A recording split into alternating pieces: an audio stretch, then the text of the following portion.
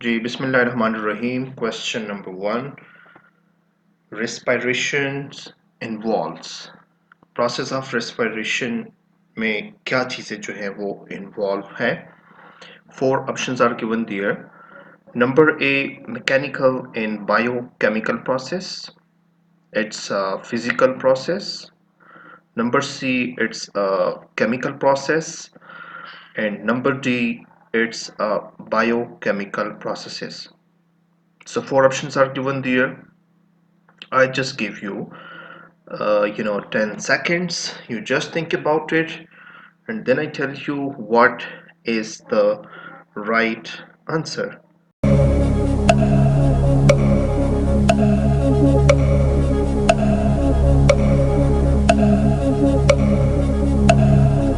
Mechanical and biochemical process. What does mean by it? Mechanical in biochemical process यानी कि process of respiration में physical process, mechanical process means physical process, right? And biochemical process means those reactions which takes place inside the cell, right, and with the help of the enzymes. So that is known as the biochemical processes, यानी कि biochemical reactions. So process of respiration में आपके पास physical processes भी involve है और उसके साथ साथ बायोकेमिकल रिएक्शंस भी इन्वॉल्व है। यानी कि सबसे पहले हम लोग क्या करते हैं, ऑक्सीजन को इनटेक करते हैं, तो उसमें फिजिकल प्रोसेस इन्वॉल्व है। ऑक्सीजन को इनसाइड द लंग्स जो है वो लेकर जाते हैं, राइट? और फिर लंग्स से ब्लड के साथ कंबाइन होके it is transported to the cells, cells तक जाता है। और फिर सेल्स में जब ये इंटर हो जाता है ऑक्सीजन, तो फिर वहाँ पर आपको पता है कि it is needed for the cellular respiration. और फिर उस सेलुलर रेस्पिरेशन में आपको पता है कि एनर्जी जो है वो हासिल होती है, right? So various biochemical reactions जो हैं वो वहाँ पर आपके पास टेक्स प्लेस करती हैं। तो दैट्स वाई हम लोग कहते हैं। और उससे फिर आपको पता है कि जी एनर्जी प्रोडक्शन जो है वो आपके पास होती है, यानी कि वो जो ऑक्सीजन आपके पास चला जाता है वहाँ process of glycolysis take place करता है, वहाँ process of Krebs cycle take place करता है, वहाँ इलेक्ट्रॉन ट्रांसपोर्ट चेन रिएक्शंस जो है वो टेक्स प्लेस करती हैं। और देन आपके पास क्या हो जाती है, एनर्जी जो है वो प्रोड्यूस हो जाती है। तो अब इस प्रोसेस ऑफ रेस्पिरेशन में हम लोग कहते हैं कि बिल्कुल यस, ये सिर्फ फिजिकल प्रोसेस भी नहीं है, ये सिर्फ केमिकल प्रोसेस भी नहीं है, ये सिर्फ आपके पास बायोकेमिकल प्रोसेसेस भी नहीं है, बल्कि इसमें दोनों चीज़ें शामिल है कि फिजिकली सबसे पहले हम गैसेस को अंदर लेकर जाएंगे, राइट? और फिर उसके बाद क्या होती है, आपके पास बायोकेमिकल रिएक्शंस होंगी और उससे आपके पास कंप्लीटली जो है वो एनर्जी जो है वो हासिल होगी। तो दैट्स हम लोग कहते हैं process of respiration involve the mechanical and biochemical processes. Question number 2. The question number 2 is, which of the following statement is correct about breathing? कि कौन सा स्टेटमेंट जो है वो आपके पास ब्रीथिंग के बारे में करेक्ट है। So 4 options are given there. Is it is a process in which CH bond, यानी कि it is a bond which is present between the carbon and hydrogen. That bond is broken down by the reaction.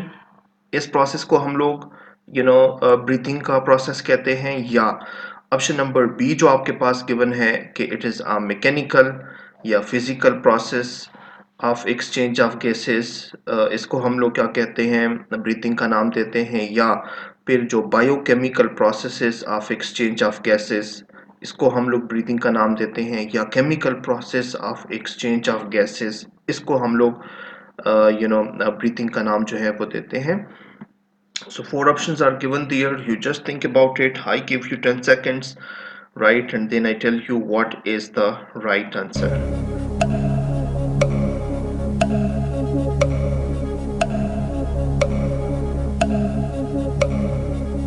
Yes, the right answer is option number B.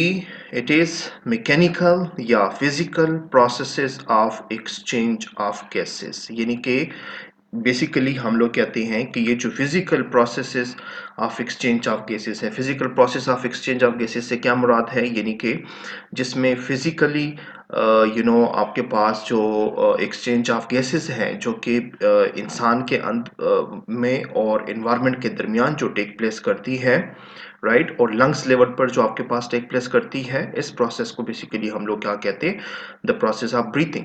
तो देखो, respiration process और breathing process ये दोनों ऐसे processes हैं कि ये दो डिफरेंट चीज़ें हैं, ठीक है, इसको कंफ्यूज नहीं करना। मतलब देखो, फिजिकल जो प्रोसेसेस है कि जिसमें exchange of gases between the environment और बिटवीन द ऑर्गेनिज्म अगर टेक प्लेस कर रही है तो वो फिर ब्रीथिंग का प्रोसेस कहलाएगा, right.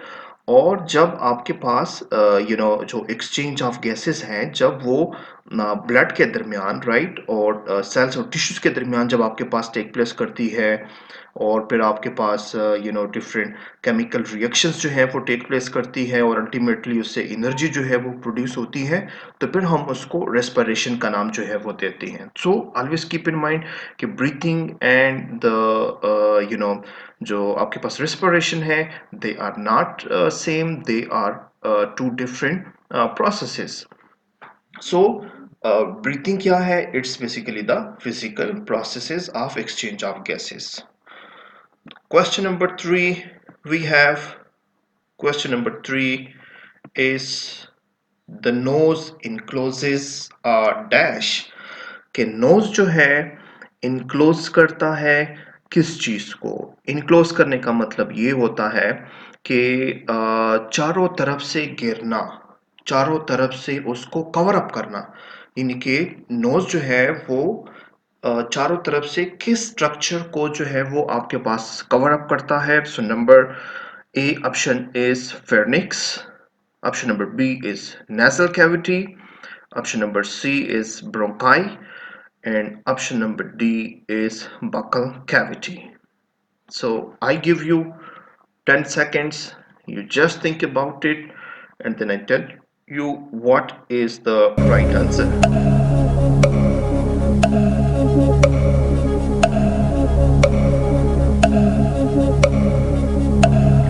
So yes, its right answer is nasal cavity. जैसे कि आप देखते हैं कि नोज जो है ये बेसिकली क्या कर रही है, ये उसके दरमियान जो है वो आपके पास एक कैविटी जो है वो मौजूद होती है, और इस कैविटी को इसने चारों तरफ से जो है वो क्या किया होता है, कवर अप किया होता है। तो डेट्स हम लोग कहते हैं कि नोज जो है वो क्या करती है, ये इनक्लोज करती है किस स्ट्रक्चर को? नेजल कैविटी को, यानी कि the cavity which is present between the nose, right, that cavity is known as the nasal cavity. Question number 4. The question number 4 is nasal cavity open to the outside through the opening is called dash, कि nasal cavity जो है वो outside, बाहर की तरफ, ठीक है जी, कुछ openings हैं, और उन openings को हम लोग क्या कहते हैं? So four options are given there. Option number A is oral cavity, कि उसको हम लोग oral cavity कहते हैं। ऑप्शन नंबर बी, उसको हम लोग फेर्निक्स कहते हैं। या option number C, it is nostrils. या फिर option number D, it is glottis. So four options are given there, right? I give you 10 seconds. You just think about it, and then I tell you what is the right answer.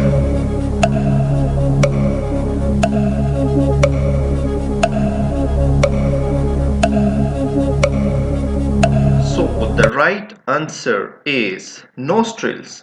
Exactly.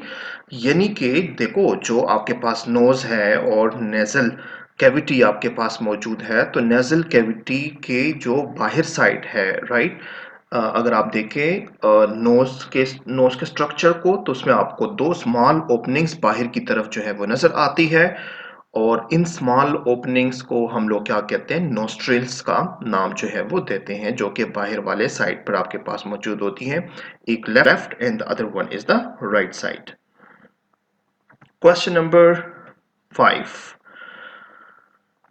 Question number 5 is the nasal cavity opens into the अब ये बात यहाँ हो रही है, इसको जरा गौर से देखना है कि ये जो बात हो रही है यहाँ पर, the nasal cavity opens into the, ये बात हो रही है इंटरनली, राइट। नोस्ट्रल वाली जो बात थी दैट वाज एक्सटर्नली, और अब हम बात कर रहे हैं, अगर हम देखें इनसाइड, तो ये आपके पास कहाँ ओपन होती है। So four options are given here.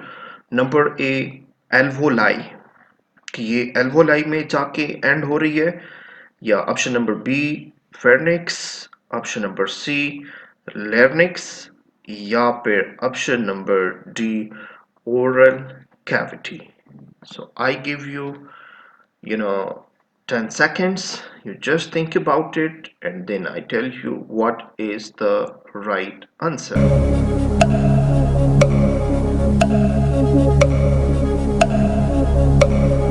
So the right answer is pharynx. Yes, यानी कि नेजल कैविटी जो है, ये अगर हम इंटरनली मूव करें, राइट, तो ये आगे जाके एक कॉमन पॉइंट आता है, राइट, और उस कॉमन पॉइंट को हम लोग क्या कहते हैं, एक स्ट्रक्चर आता है जो कि ओरल कैविटी से, और जो नेजल कैविटी है वो उस पॉइंट पर आपके पास क्या हो जाती है, वो सेम हो जाती है, तो उस स्ट्रक्चर को हम लोग क्या कहते हैं, फेनिक्स का नाम जो है वो देते हैं। सो दैट्स वाई हम लोग कह रही हैं कि नेजल कैविटी जो है ये ओपन होती है into the pharynx structure. Question number 6, The nasal cavity is divided into two portions. जैसे कि आप जानते हैं कि नोज में आपके पास जो nasal cavity है, इस nasal cavity में एक आपके पास लेफ्ट साइड पर आपके पास पोर्शन है, राइट, और दूसरा आपके पास राइट साइड पर है, तो दो पोर्शन में डिवाइड किया गया है। अब इस दो पोर्शन को, ये जो पार्टीशन आपके पास मौजूद है, ये किस चीज का है, ये आपसे मेन क्वेश्चन है। So four options are given there.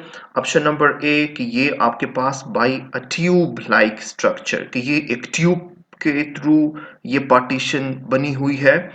Option number B, by a fluid, कि कोई फ्लूइड है दरमियान में और वो उनके दरमियान आपके पास क्या कर रही है, पार्टीशन जो है वो डेवलप कर रही है। बाय अ कैविटी, एक कैविटी जो है वो उसको सेपरेट कर रही है, उसको अलग कर रही है।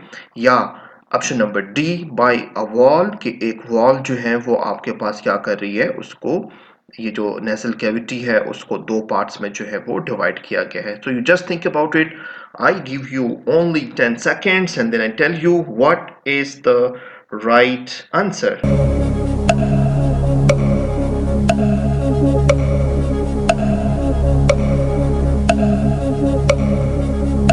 So the right answer is by a wall, यानी कि एक दीवार है, एक पार्टीशन है, राइट, और उस पार्टीशन ने दो पोर्शन में इसको जो है वो डिवाइड किया हुआ है। और ये पार्टीशन जो है ये किस चीज का बना हुआ होता है, आमतौर पर हम लोग कहते हैं कि ये बोन और कार्टिलेज का बना हुआ होता है। So that's why the answer is by a wall and it is made up of cartilage and the bone. The next question is question number 7, and the question is, what is the purpose of little hair inside the nose? कि जैसा कि आप जानते हैं कि knows के अंदर आपके पास क्या होती है, स्मॉल छोटे छोटे हेयर्स जो है वो मौजूद होती है, और इन हेयर्स का क्या फंक्शन है। So four options are given there. Option number A, to fight disease, कि ये आपको डिजीज के अगेंस्ट जो है फाइट करने में हेल्प करती है। ऑप्शन नंबर बी, दे सर्व नो पर्पस, कि इन हेयर्स का कोई भी पर्पस नहीं है, तो ऐसा तो नहीं हो सकता, क्योंकि अल्लाह ताला ने इंसान के अंदर या इस पूरी कायनात के अंदर जो भी चीज़ बनाई है, तो वो विदाउट किसी पर्पस के नहीं हो सकता। So they have a basic purpose. Option number C, to keep dust out of lungs, कि लंग्स तक जो है वो आपके पास डस्ट जो है वो ना पहुंच सके, ये इसका काम है।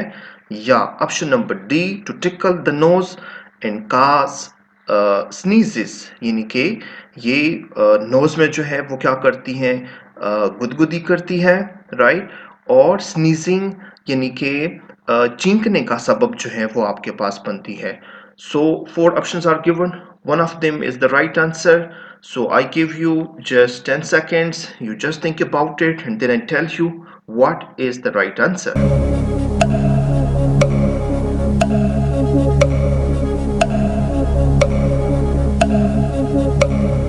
So the right answer is option number C, to keep dust out of lungs. यानी कि इसका जो बेसिक पर्पस है वो यही है कि जो डस्ट पार्टिकल्स हैं, राइट, जैसे कि आपको पता है कि एयर जब मूव करती है, राइट, तो उस एयर के अंदर डस्ट पार्टिकल्स जो है वो मौजूद होती हैं, राइट। तो उसको अगर ये लंग्स की तरफ जाती हैं और ये फिल्टर ना हो, राइट, तो ये लंग्स को जो है वो नुकसान जो है वो पहुंचा सकती है। तो अल्लाह ताला ने क्या कर दिया है, उसके अंदर जो है हेयर्स जो है वो लगा दिए है। और ये हेयर्स क्या करती हैं, व्हेन एवर ये एयर जो है आपके पास ऑन होती है, तो उस पास ऑन होते वक्त इसमें अगर कोई मटेरियल है तो वो हेयर्स जो है वो उसको ट्रैप कर लेती है। और इस तरह आपके पास जो आपके पास डस्ट के जो डिफरेंट पार्टिकल्स हैं वो आपके पास लंग्स तक जो है वो नहीं पहुंचती हैं। So the right answer is option number C, to keep dust out of lungs. Question number 8, and question number 8 is, how does nasal cavity filter the dust particles from the air? कि जो nasal cavity है वो कैसे filter करती है dust particles air से। So 4 options are given there. Option number A is with the help of fine hairs and mucus, कि ये आपके पास क्या है, हेयर्स के थ्रू और फाइन म्यूकस के थ्रू जो है वो आपके पास करती है, या with the help of fine mucus, सिर्फ म्यूकस के थ्रू कर रही है। Option number C, with the help of fine trachea, trachea के थ्रू जो है वो आपके पास डस्ट पार्टिकल्स को फिल्टर कर रही है, या with the help of fine bridges, कि इसके अंदर कोई फाइन ब्रिजेस मौजूद होती हैं और वो आपके पास क्या कर रही है, जो डस्ट पार्टिकल्स है उनको आपके पास फिल्टर कर रही है। So 4 options are given there, I just give you 10 seconds, you just think about it and then I tell you what is the right answer.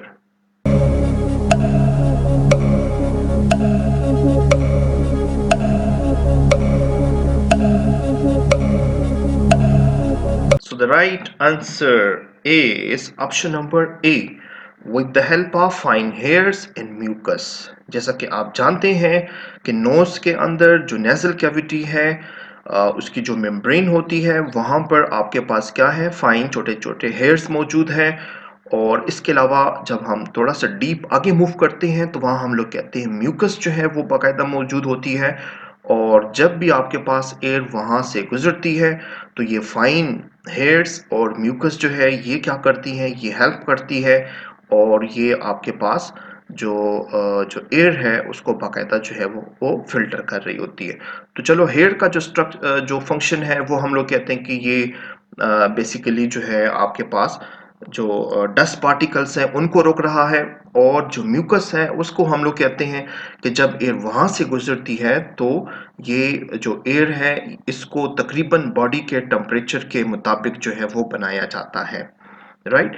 क्योंकि बाज़ औक़ात इस तरह होता है कि एयर की जो टेम्परेचर है वो बहुत ज़्यादा लो भी हो सकती है या बहुत ज़्यादा हाई भी हो सकती है, जो कि लंग्स को जो है वो नुकसान पहुंचा सकती है।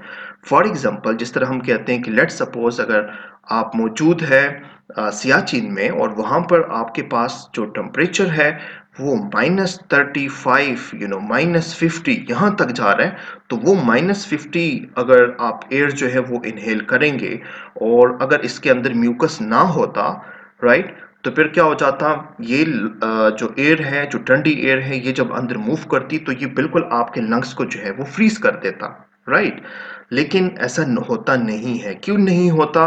क्योंकि म्यूकस प्रेजेंट है और ये फ्लूइड है। जब यहाँ से आपके पास एयर पास ऑन होती है तो हेयर्स जो है वो उसको फिल्टर कर देती है, उसमें से डस्ट पार्टिकल्स को रिमूव कर देती हैं।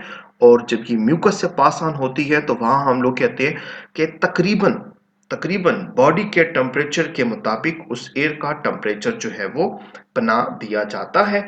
तो इस तरीके से हम लोग कहते हैं कि जी आपके लंग्स जो है वो डैमेज होने से बच जाती हैं।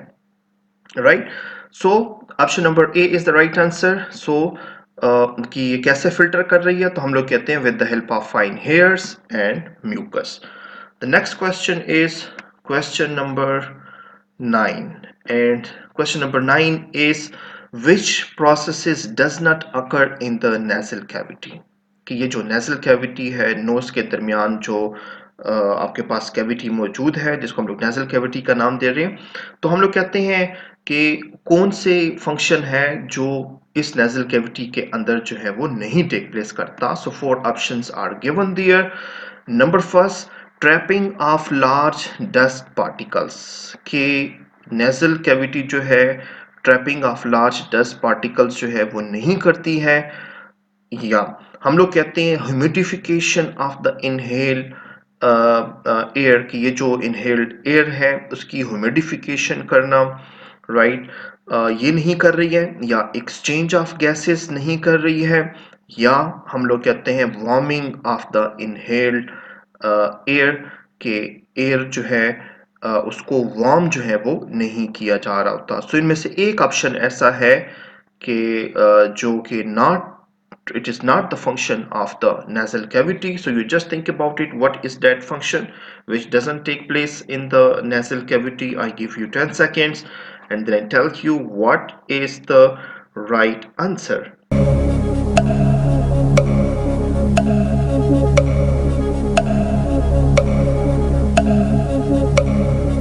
So the right answer is exchange of gases. Exactly. Exchange of gases जो है ये आपके पास nasal cavity के अंदर जो है वो takes place नहीं कर सकती है, right?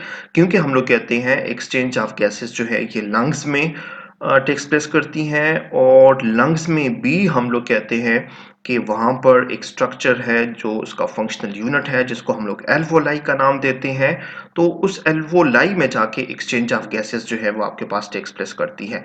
ये जो नेजल कैविटी है ये तो जस्ट एक पाथवे जो है वो प्रोवाइड कर रही है कि इस पाथवे के थ्रू आपके पास जो गैसेस है वो आगे जाके मूव कर सके, राइट. सो दैट्स हम लोग कहते हैं exchange of gases that doesn't take place in the nasal cavity. अच्छा, एक चीज हमेशा याद रखें, समटाइम्स एक शॉर्ट क्वेश्चन भी आपके पास आ जाता है कि right different functions of the nasal cavity, right. So ये जो आपके पास तीन ऑप्शन है, option number A, option number B and option number D, अगर आप इनके फंक्शंस में अगर ये तीन फंक्शंस आप लिख दे तो आपका आंसर जो है वो राइट हो जाता है. क्योंकि हम लोग कहते हैं कि नेजल कैविटी के अंदर ये जो हेयर्स मौजूद है तो ये डस्ट पार्टिकल्स को रिमूव कर रही है, राइट. तो ये बिल्कुल इसका फंक्शन है. ये ह्यूमिडिफिकेशन करती है, राइट. और इसके अलावा जो एयर का जो टेम्परेचर है इनहेल एयर का, उसको क्या करती है, वार्म अप कर रही है. तो ये तीन बेसिक फंक्शंस हैं which the nasal cavity जो है वो आपके पास परफॉर्म कर रही होती है. Next, the next question is question number 10, right. And what is that? Which of the following movement is involuntary? इनमें से, right, 4 ऑप्शंस आपके पास गिवन है. इनमें से कौन सा काम, कौन सा फंक्शन ऐसा है जो कि आपके कॉन्शियस कंट्रोल में नहीं है, which is not under your own control. So first option is heart movement, कि हार्ट की ये जो मूवमेंट है ये इनवॉलंटरी है, ये आपके कॉन्शियस कंट्रोल में नहीं है. या वॉकिंग, जो आप चलते हैं, वॉक करते हैं, ये आपके कंट्रोल में नहीं होती है. जंपिंग, ये जो आप जंप करते हैं, राइट, ये आपके कंट्रोल में नहीं है. या आपकी लेग्स की मूवमेंट जो है ये आपके कंट्रोल में नहीं है. So 4 options are given there, right. और इसमें से एक ऑप्शन ऐसा है कि जो आपके कॉन्शियस कंट्रोल में नहीं होती है और इसलिए हम उसको क्या कहते हैं, इनवॉलंटरी एक्शन का नाम जो है वो देते हैं. So I give you just 10 seconds, you just think about it and then I tell you what is the right answer.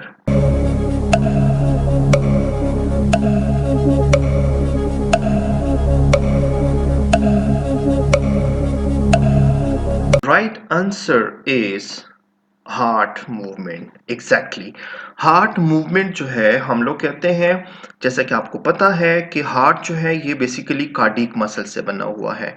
और इंसान जब पैदा हो जाता है तो उस टाइम से लेके आखिरी सांस तक हार्ट जो है ये आपके पास जो है वो मूवमेंट जो है वो परफॉर्म करती है। और आपको पता है कि हार्ट जो है एक पंपिंग ऑर्गन है, ये ब्लड को क्या करती है, पंप करती है और उसको रिसीव करती है, राइट। सो हम लोग कहते हैं कि ये जो हार्ट है इसमें कोई स्विच ऑन या स्विच ऑफ ऐसा कोई चीज़ नहीं होती, बल्कि ये आपके पास इनवॉलेंट्री एक्शन है, ये ऑटोमेटिकली जो है वो आपके पास परफॉर्म हो रही होती है। तो डेट्स हम लोग कहते हैं heart is the organ, right, which is not under your own control and it performs the involuntary action. Thank you very much, boys. Thanks for watching the video. See you in the next video. Allah Hafiz.